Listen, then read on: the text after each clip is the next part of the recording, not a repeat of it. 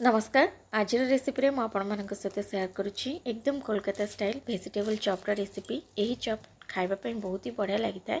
अवश्य प्रस्तुत करने समय प्रस्तुत होगापी टी समय नहीं था, किंतु जो रेसिपी हो कि जेकोसी काम प्रस्तुत होगापी जी समय नहीं थाए से तार रिजल्ट से बढ़िया आसता है। तो ये चॉप जिते आप प्रस्तुत करेंगे खाइला बेले आ पछरे जिते परिश्रम कर सब भूलीजे, बहुत ही बढ़िया लगे। आपण या थे निश्चय ट्राए करेंगे। नमस्कार, मो प्रीति, मो चैनल प्रीतिस रेसिपीज को आपको अनेक अनेक स्वागत। जो मैंने मो चैनल नुआ अच्छा चैनल को गोटे सब्सक्राइब करदे, भल लगे लाइक करेंगे, कमेंट करेंगे, गोटे शेयर करेंगे।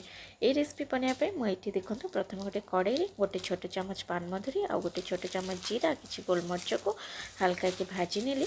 आई मसला को आम भल भाव कुटी नवा कि बाटी नवा, तार गोटे मसला प्रस्तुत करनवा।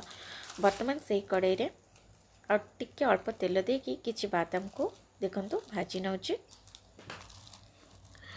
बादाम गुड़िक भाजी सारा पर आम ये दबा 2 चम्मच 2 छोट चम्मच मुझे देछि अदा और कंचा लंका बटा।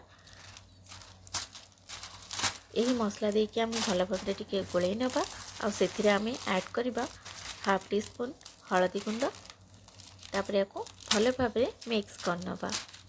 माने अदार टिके हल्का कंचा गंधटा गला पर्यंत आम टिके बस गोटे मिनिट हम, गोटे मिनिट 2 मिनिट टिके ना बोले कि गोलई नवा। तापर एथिरे आम दबा किछि ग्रेट करके रखिथिबा गाजर आ बीट। एठी मु 2टी छोटे साइज रो गाजर नहीं आ गोटे मीडियम साइज रो बीट रूट को ग्रेट कर नहीं। तापर एथिरे आम स्वाद अनुसार लुण देदेबा। माने टोटल चॉप पाई जेतिकी लुण दरकार मैं एक संगे दे देछि। ता सहित एठी किछि माने फ्रेश मटर को सिझे की रखी सेटा एथिरे दे देली। वर्तमान आपको भल भाव मीडियम फ्लेम रे गोलेबा।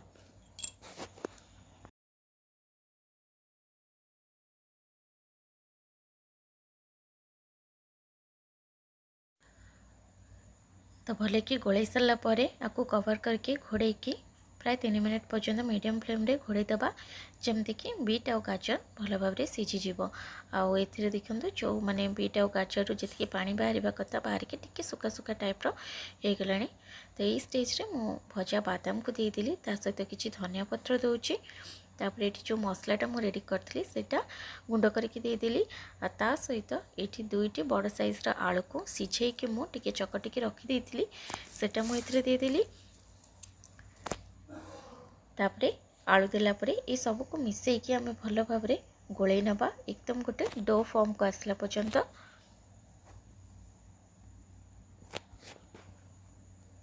तो ये देखिपे सब मसला सहित आलू एकदम भल भाव मिसीगला।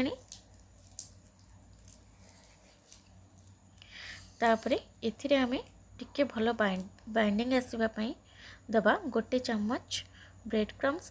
तो ये ब्रेड क्रम्स मो फ्रेश ब्रेड को ग्राइंडिंग करके रेडी करछि। आपण चाहिले माने जो रेडीमेड मिलुछि सेटा भी यूज कर परिबे, किंबा जो रुस्की आसुछि रुस्क बिस्किट जो आसुछि चारे खाया पे सेटा को भी गुंड करके एठी यूज आपण कर परिबे।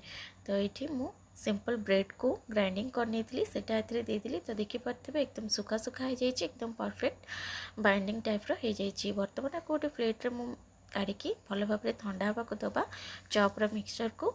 तापर ये देखो गोटे जगार मुझे किसी मैदार अल्प पानी देकी आर गोटे बहलिया बैटर आम प्रस्तुत करनवा। ता सहित मुझे गोटे प्लेट रे किसी गुंड मैदा भी बाहर करके रखी नहीं। तो तापर ये ब्रेड क्रम्स माने ब्रेड को ग्राइंडिंग करके नहीं। तो ये 3टा जिनस आम प्रथम रेडी करने को पड़ो। तापर ये जो चॉप पाई जो आम आलू आ सब वेजिटेबल मिक्सचर जो रेडी करते सेटा भल भाव ठंडा हो गला।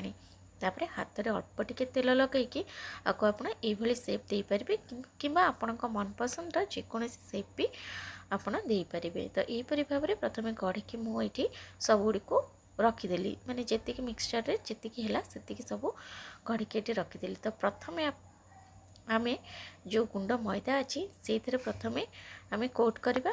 तापरे आम जो मैदार बैटर बनई से कोट करवा। तापरे या बैटर देहरु बाहर करके टिके केयरफुली बाहर करेंगे।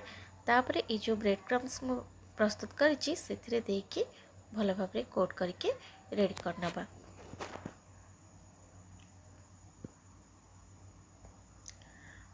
तो यही प्रोसेस गुड़िक कला बेलू टिके टाइम लगी था जदि आपण माने गेस्ट आसवा पूर्वर आप एमती प्रस्तुत करके जदि आप पाखे टाइम थी ताहले सकाळे आपण को प्रस्तुत करके रखिदेवे जदि इवनिंग रे गेस्ट आसबार अच्छा माने जदि पूर्व प्रस्तुति करने को चाहते तो यहीपरि भाव में एमती गढ़ी रेडी करके फ्रिज भितर रखिपारे आते बड़े गेस्ट आसवे सांगे सांगे फ्राए करके देपारे।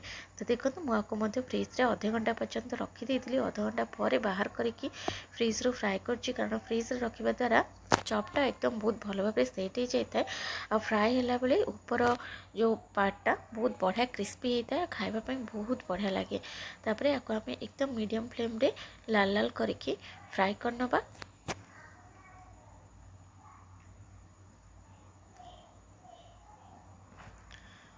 तो ये देखिपे चॉप बहुत सुंदर कलर आसी चॉपर प्राय ये फ्राए हो सारा।